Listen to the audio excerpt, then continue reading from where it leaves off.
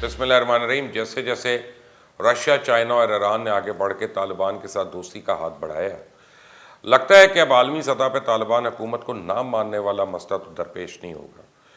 China और Russia दोनों veto power भी रखते हैं और सलामती काउंसिल के मुस्तकिल मेंबर्स भी हैं। चाइना की बात की जाए तो खित्ते में इसके अपने मफादात सबसे ज़्यादा हैं। सी पैक और बेल्ट एंड रोड इनिशिएटिव के तनाजुर में देखें तो चाइना हर सूरत चाहेगा कि अफगानिस्तान में अमन हो, साथ ही वहाँ एक मजबूत हुकूमत कायम हो जिसका चाइना के साथ पूरे पूरे खित्ते को फ़ायदा हो।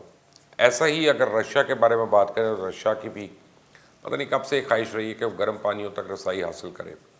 याद रखें, रशिया के पास तेल और गैस वाफिर मकदार में और साथ ही सेंट्रल एशियाई रियासतें भी कुदरती वसाइल से माला माल हैं। ऐसे में अगर अफगानिस्तान में अमन होता है तो बहुत से ऐसे मंसूबे जो पहले रुके हुए थे अब पाया तकमील तक पहुँच सकते हैं। फिर वस्त एशियाई रियासतें बशमूल ताजिकिस्तान, उज़्बेकिस्तान, तुर्कमेनिस्तान, ये तो पहले ही रशियन ज़ेर असर है और ये सब कुछ अफगानिस्तान में तालिबान की हुकूमत के इस्तेहकाम के लिए मुस्बत पहलू का दर्जा रखता है। तब आपको समझ आई कि क्यों भारत, अमेरिका और यूरोपियन यूनियन को मिर्चें लगी हैं कि अफगानिस्तान में खाना जंगी क्यों नहीं शुरू हुई। आप देखें, भारत, अमेरिका और मगरब अपना अपना एक बंदा अफगानिस्तान से निकाल रहे हैं। वजह एक ही है कि अब यहाँ पर इनकी ज़रूरत नहीं, क्योंकि खाना जंगी शुरू नहीं हुई। हालांकि अमेरिका ने पूरा जाल बिछाया था कि अफगानिस्तान में किसी फरीक को इतना ताकतवर ना छोड़े कि वो अहम किरदार अदा कर सके और पूरे अफगानिस्तान पे हुकूमत कायम कर सकता।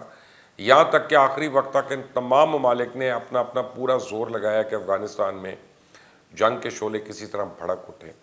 आपको याद कराऊँ कि महज चंद दिन पहले भारतीय हुकूमत ने अस्ते से लेस कई जहाज़ अपनी फ़ौजी माहिरीन समेत काबुल में उतारे ताकि तालिबान की पेशकदमी को रोका जा सके। अजीत डोवाल ने जिस अफगानिस्तान में कई दिन तक पड़ाव रखा, बराह रास्त तालिबान मुखालिफ सरगर्मियों की निगरानी की, वो हरगिज़ नहीं भूलना चाहिए। पर अब जैसे तालिबान ने गुज़िश्ता चंद दिनों में मुफाहमत की पॉलिसी अपनाई है, इससे किसी और को दर्द और तकलीफ़ हो रही है, वो इन सब को सबसे ज़्यादा हो रही है।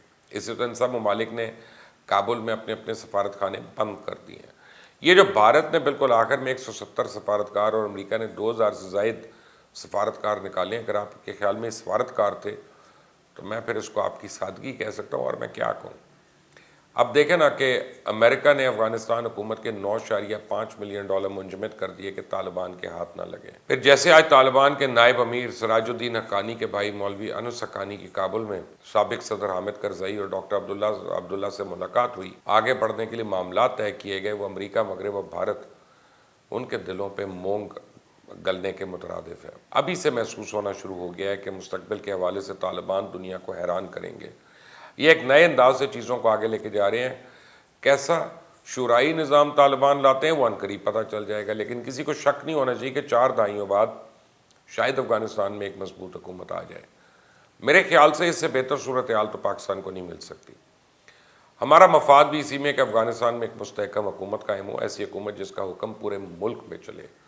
मैं आपको बताऊं कि अमेरिका, भारत और मगरबी दुनिया अब भी चाहती है कि तालिबान माजी की गलतियां दोहराएं ताकि उन्हें फिर एक दफ़ा आलमी स्टेज पर तनहा किया जाए, लेकिन ऐसा नहीं हो सकता।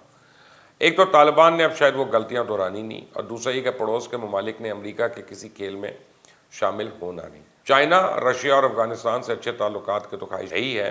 ईरान भी यही चाहता है और पाकिस्तान से तालिबान के कहा जा रहा है कि पहले का रवाबित है। हाँ, ये ज़रूर मुमकिन है कि अमरीका वगैरह अफगानिस्तान में शिकस्त की खिफत पाकिस्तान से मिटाने की कोशिश करें।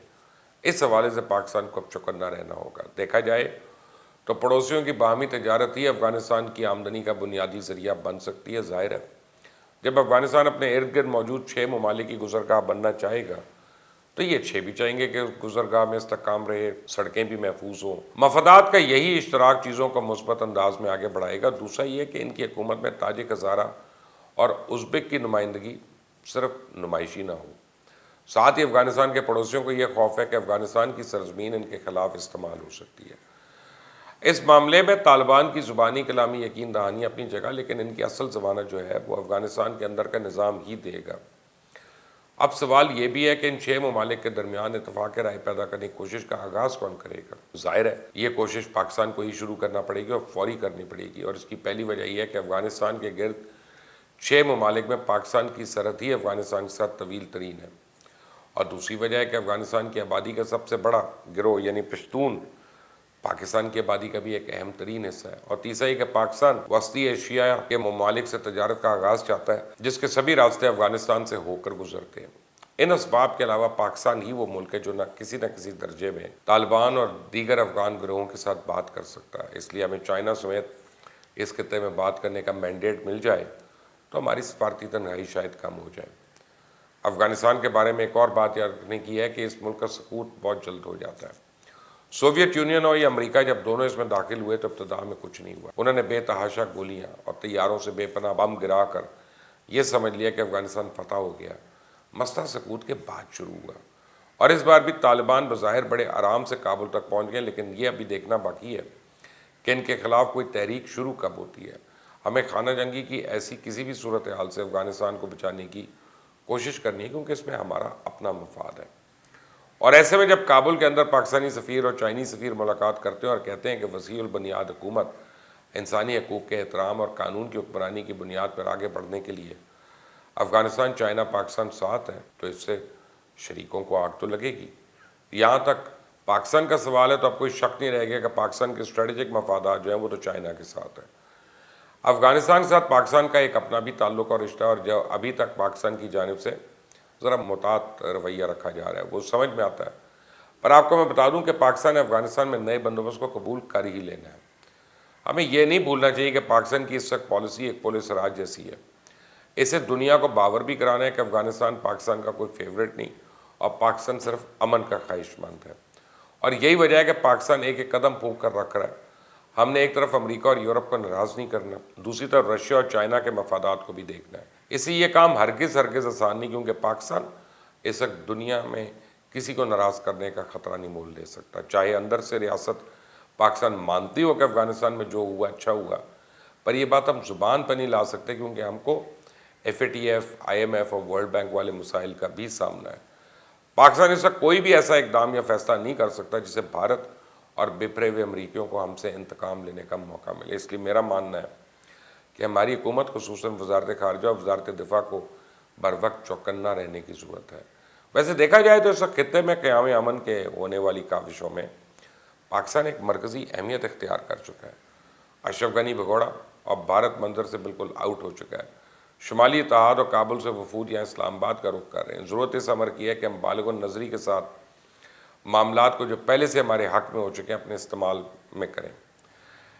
اسی میں ہماری بقا اور اسی میں خطے میں امن کا قیام ممکن ہے۔ آخر میں بس اتنا ہی کہوں گا کہ میری نظر میں افغانستان سے امریکی انخلا معمولی واقعہ نہیں، بلکہ اس قدر وسیع معاملہ ہے کہ جس سے شاید عالمی سیاست کا اجتماعی ڈھانچہ بکھر نہ جائے، اور یہ مشرق کے نئے عہد کی طلوع اور مغربی تہذیب کے زوال کا سبب بھی ہو سکتا ہے۔ کیا آنے والے دنوں میں ایسا ہوگا؟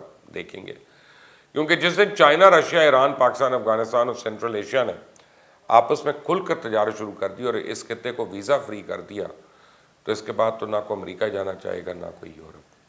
لیکن ابھی دلی دور ہے، دیکھتے ہیں کیا ہوتا ہے۔ اللہ تعالیٰ سب کے لیے بھلا کرے، بھلائی کرے۔ اور اگر آپ نے ابھی تک اس چینل کو سبسکرائب نہیں کیا تو پلیز کر لیں، بیل آئیکن کو پریس کر لیں۔ اللہ حافظ۔